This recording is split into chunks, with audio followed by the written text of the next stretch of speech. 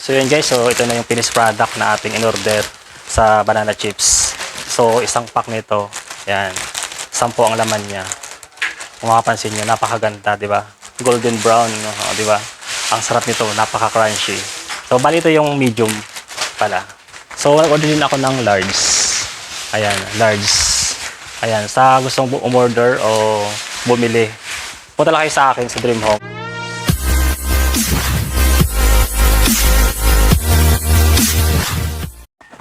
And guys, so andito tayo ngayon sa pinakaano nila. Unang proseso nga, di ba, yung pagbabalat. Napakasipag. Dalawa lang kayo dito? Dalawa lang. Ayan. Ano pangalan mo, ma'am? Lisa. Oh, yan ang aking mga kabarangay. Napakasipag. Kasi ate. Ate, ano pangalan mo, ate? Annalisa. Lagi po kayo nagbabalat dito? Ay, Ngayon lang. taon na. Taon na. Ayan. So ito yung mga saging. Saan galing yung saging na to? Saan nagmula? Ayan, tingnan ko sa aking tagang sariwa-sariwa. Oh. Hindi siya pwedeng malipasan ng isang araw kasi nga nahihinog. So dapat pag harvest niya sa puno, direct na agad siya sa balat para crispy. Ayan.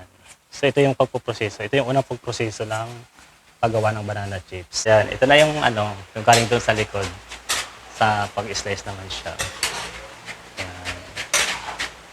Mula sa pag-slice, talagang siya, kita nyo naman guys, napakanipis, di ba? Para siyang para siyang papel, di ba? Compare dun sa iba na minamano-mano ang ng pag-slice niya, pero ito talaga, sulit ang pagkanipis niya. Ito yun. Yan. So, siyempre, importante pa rin sa kanila, ayan, mga naka-hairnet sila, para proper hygiene pa. Yan, para safe ang pagluluto. Pag-prepare ng ating banana chips. So after nga natin dito, punta naman tayo dito sa pagluluto. Ayan, simple pagluluto lang to. Ayan, ang mga pinsan ko to. Ayan. Yan po ang pag tamang pagluluto, proseso ng pagluluto nila. Napakalinis dito guys.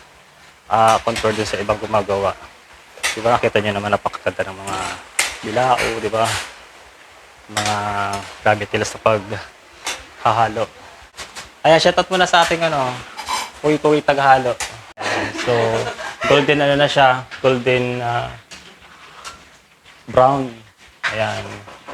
Sinyalis na tagaluto na siya, di ba? Napaka-simple ng pagluluto. Hangin na ba yan? Malapit na. Ilang minuto ba yan bago maluto? Depende. Tanaw na ako, Val. Ayan, may sugar siya guys. Kasi yung naglularo. Ayan. Napasunog ka, no? Sunog. Wala kayong timer dyan. Ayan, ito na guys. Tansyahan lang yan. Diba? Napakaganda ng Ito na siya. So, after mahango doon, dadalhin siya dito. So, papaanin siya dito. Papatiningin o kaya papatuloyin yung mantika kasi maili pa siya bago dalhin dun sa repacking area. Yan.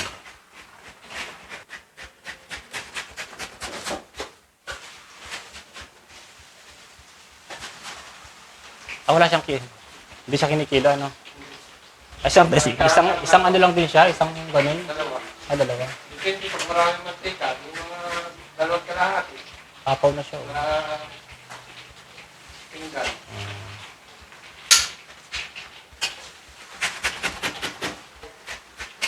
Gulay. Okay. Pagka ilalagay na siya sa malaking plaganita. Ayan. Okay, sige. Tatatak naman siya dyan sa malinis na karton. Diyan siya isi-separate. Makita nyo guys, papatuloy siya muna ng ilang minuto para yung pagka-melt. Ayan. Papahanginan siya.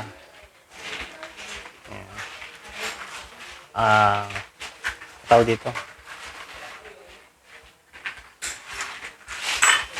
Homemade ang tawag dito. Homemade banana chips.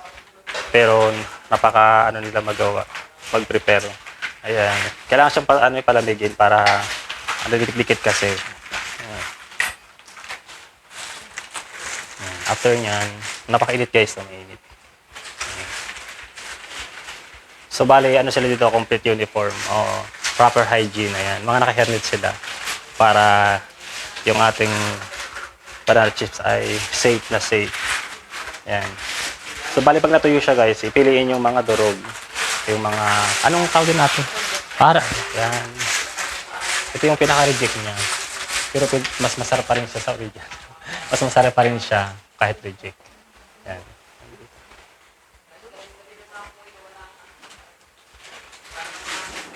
Diba, ang ganda ng golden brown ang pagkakulay niya.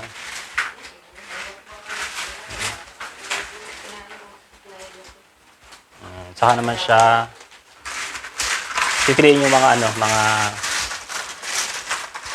yung mga hindi siya durog. So bali yung durog niya, pwede rin mo siyang ibenta.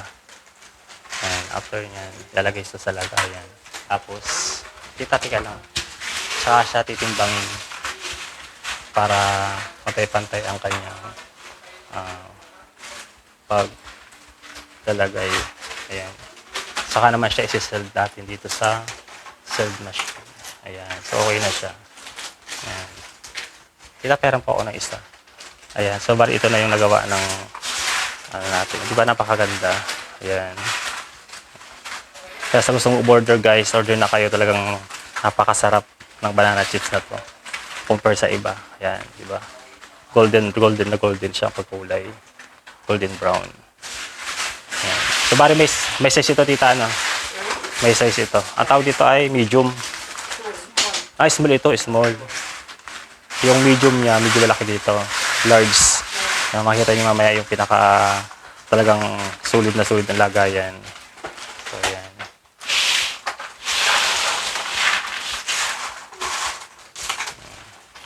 Makita. Ayan.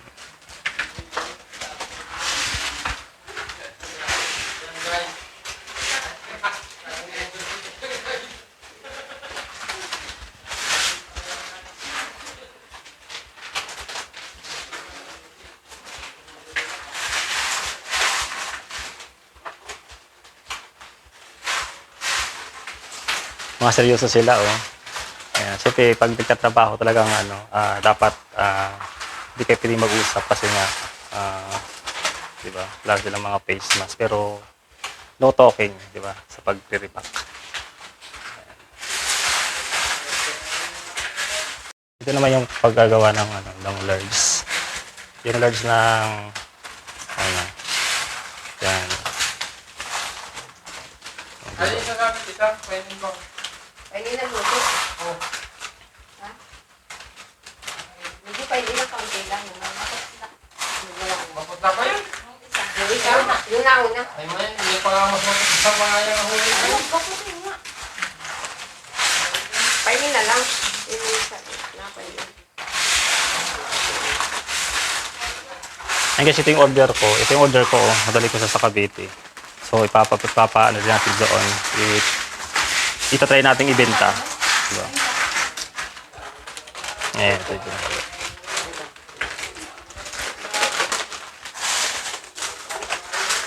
Ayan.